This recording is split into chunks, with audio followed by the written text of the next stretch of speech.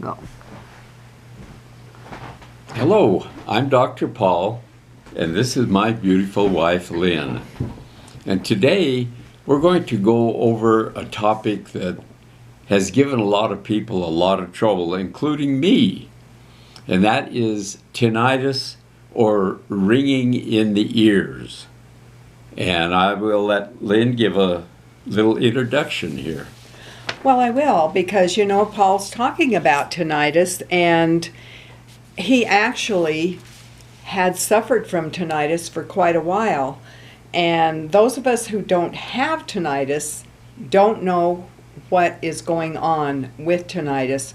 So when you say you had tinnitus, what were you hearing?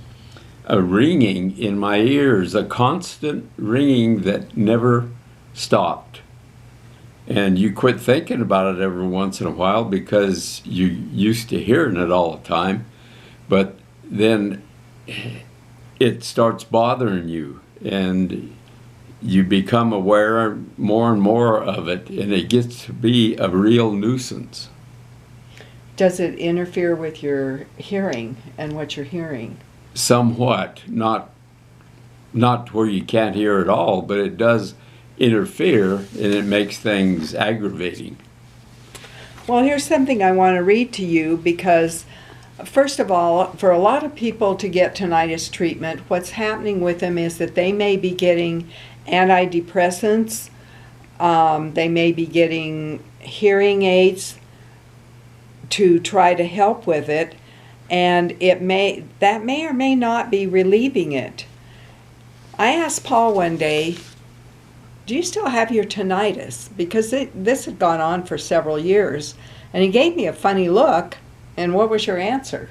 My answer was, well, no, now that I think about it, it's gone. I don't have it anymore, but it went away slowly and I didn't really notice it. And then when she asked me about it and I thought about it, I didn't have it anymore. So in that situation, when you hadn't done anything deliberately regarding tinnitus, what do you think changed the fact that you no longer had it? Well, it had to be the drinking of the plasma water every day, because I had just started doing that a couple of years ago, and that's when I remember that the tinnitus started letting up and went away. And it was due to the constant drinking of the plasma water. And that would be from the original plasma energy station. That's correct. Okay.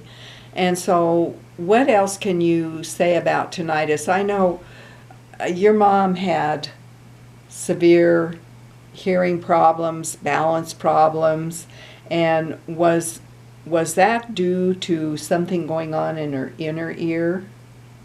Yes, that was what they called a mastoid infection.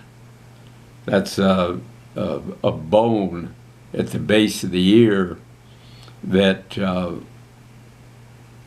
gets infected, and they go in and cut that bone out, but they never really made any improvement in her. It never did help. So now there's articles that have come out about cochlear inflammation, and so can you kind of talk about that? Well, cochlear inflammation, the cochlear nerve is a nerve that connects the hearing apparatus of the ear with the brain. And when that nerve becomes inflamed, then the messages from the ear to the brain are interrupted, and you get a ringing instead of clear sound. And so there's been a lot of research on this because it's a real aggravating problem. And let's see, where was this at? University of California did a study on cochlear nerve inflammation. And they found out that the hearing problems were a matter of inflammation of that nerve rather than something actually wrong with the hearing apparatus of the ear. And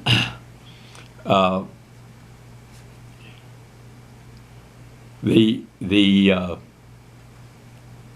symptoms of the cochlear inflammation is the ringing in the ears and the constant aggravation that it gives you. And by experimenting with different compounds, herbs, different medications, they were able to reduce that inflammation in the cochlear nerve and restore hearing. Some of the things that they used were rhodiola, it's a plant from Alaska, it was garlic, and quite a few other herbs and plants, natural substances that they mixed together and experimented with and came up with the conclusion that it was really an inflammation problem and not damage to the actual hearing apparatus in the ear in most cases of hearing loss and tinnitus. And so, Paul, you've made a GANs of some of these different things that you've talked about, and I think it's the jar over there with the white lid. So this is a Yes. GANs of the tinnitus, and explain what the GANs is, if you would. The GANs is the gas in atomic nanostate, atomic nanosolid state, and that's this part down here at the bottom.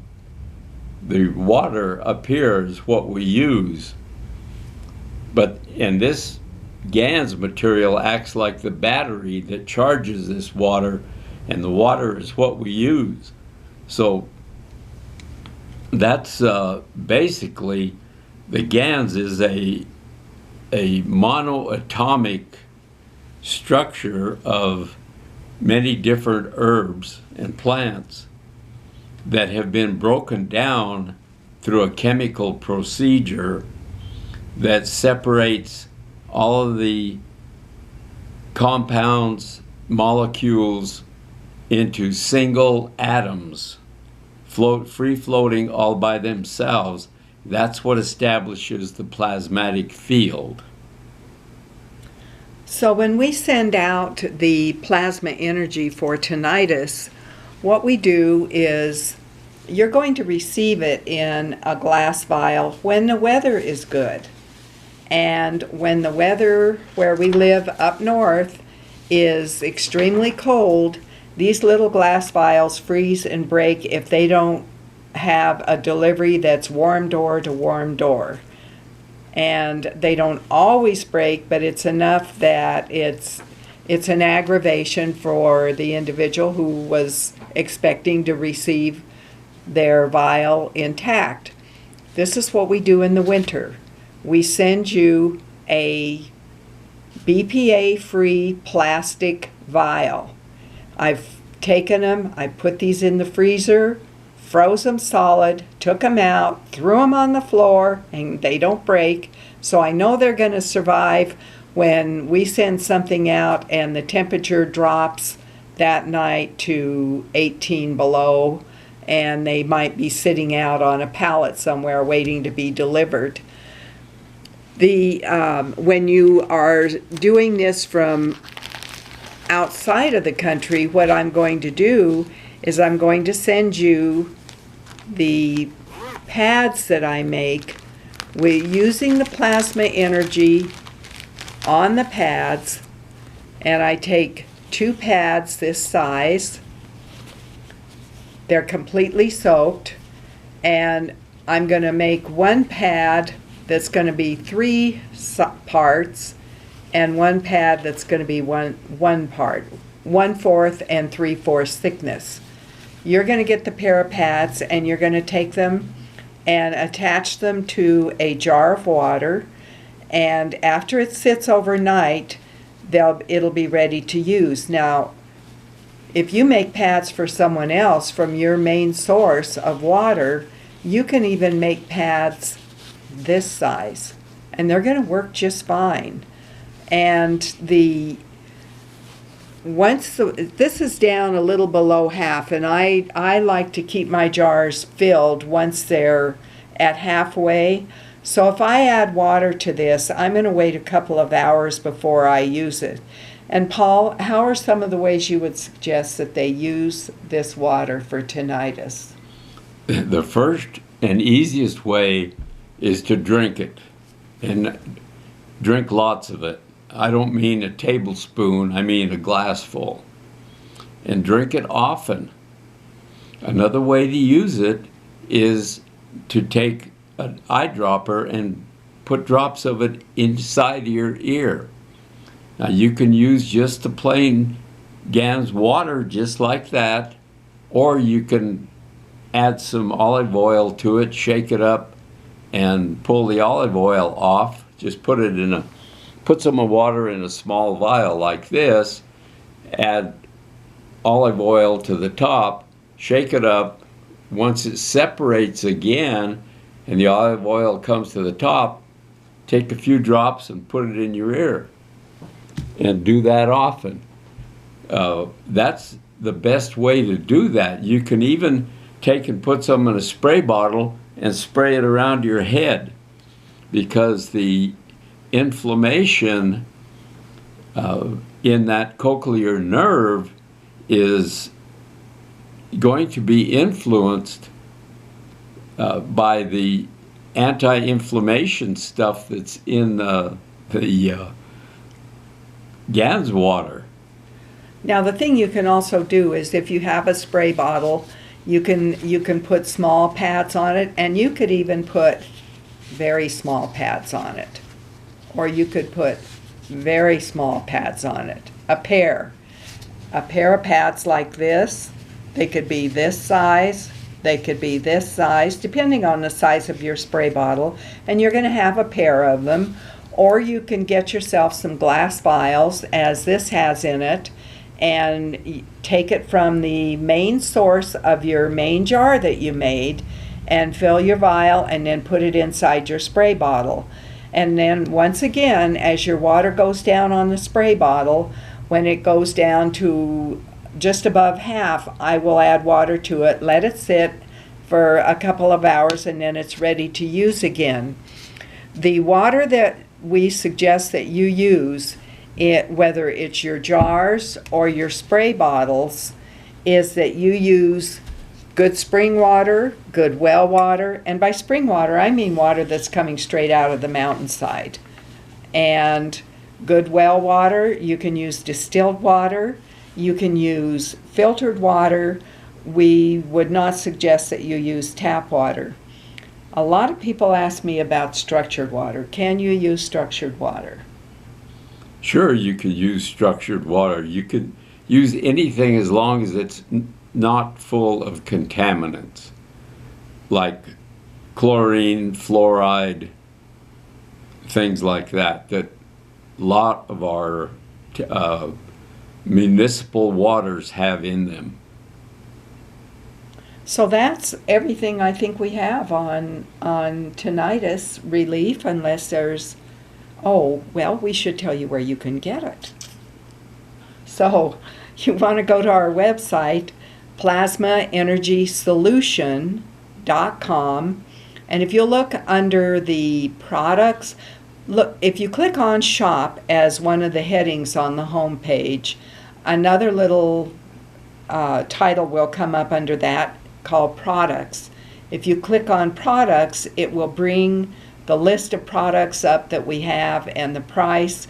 And on a lot of those products now, we have a video that you can click on to find out more about the product. So within a few days, we'll have a video up where you can click on with the tinnitus information. And what else would you have to add to that? I think that's about it. I don't really have anything more to add on tinnitus other than we hope that you have enjoyed this presentation. And if you liked it, give us a thumbs up. We always appreciate a big thumbs up. And share it with your friends. Also, subscribe and get notification of our new videos as they come out. Thank you.